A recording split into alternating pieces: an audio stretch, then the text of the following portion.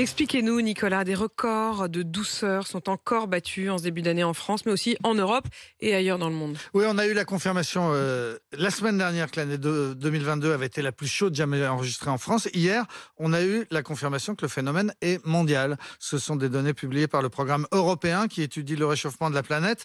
Plusieurs régions ont connu une année record, l'Europe occidentale, le Moyen-Orient et l'Extrême-Orient, c'est-à-dire la Chine et les Corées. Un seul exemple, en Chine, on a dépassé les 40 degrés en octobre, ce qui n'était jamais arrivé. On a aussi mesuré des écarts de température tout à fait inédits. À Wuhan, par exemple, la ville du Covid, il a fait un jour 36 degrés et le lendemain 12 degrés seulement, ce qui n'est pas très normal. Il a aussi fait beaucoup plus chaud que d'habitude au pôle Nord et au pôle Sud. Oui, alors prenons par exemple l'endroit le plus froid du monde. C'est la base russe de Vostok en Antarctique qui est située sur un dôme de glace de 3 km d'épaisseur. Eh bien, on a enregistré là-bas un jour le record absolu de froid qui est de moins 89 degrés. C'était en 1983. En mars, les températures normales sont de moins 32 degrés. Mais cette année, le 18 mars, il a fait moins 17 degrés. C'était donc un record battu de 15 degrés. Phénomène extraordinaire, ont commenté les spécialistes, extraordinaire et inquiétant. Et la glace a atteint son étendue la plus faible depuis qu'on est capable de la mesurer par satellite. Mais c'est en Europe quand même que les records sont les plus marqués. Hein. Oui, 2 fois plus que dans le reste du monde sur les 30 dernières années, le réchauffement. L'Europe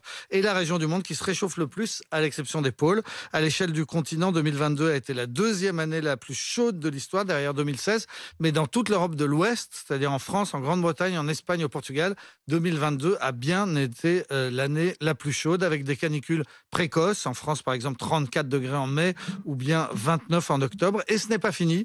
2023 commence plus chaud encore que 2022.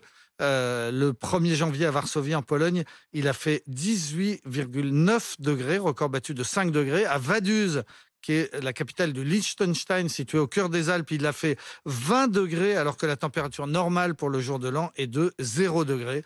Record de douceur battu aussi au Danemark, aux Pays-Bas. Et ces derniers jours, il a encore fait 15 degrés à Londres, ce qui est une température printanière pour nos amis anglais. Le phénomène, il s'inscrit dans la durée ? Oui, parce que donc on est en train de vivre en Europe le 12e mois consécutif au-dessus des normales saisonnières, mais surtout, au-delà, les 8 dernières années, de 2015 à 2022, ont été dans le monde les 8 années les plus chaudes jamais enregistrées. C'est donc ce chiffre qui a été annoncé hier. On a effectivement affaire à un phénomène qui dure et qui est planétaire. Et les choses ne vont pas s'arranger parce que le gaz à effet de serre, ça continue à augmenter. Oui, c'est l'autre constat important fait hier par ce Bureau européen du climat. Les gaz à effet de serre, le dioxyde de carbone et le méthane sont les principaux moteurs du changement climatique et leur concentration dans l'atmosphère continue d'augmenter sans aucun signe de ralentissement. Et parmi les causes, il y a les incendies de forêt, notamment en Europe, puisque des records d'étendue de feux de forêt ont été battus dans toute l'Europe l'été dernier. C'est donc un cercle vicieux.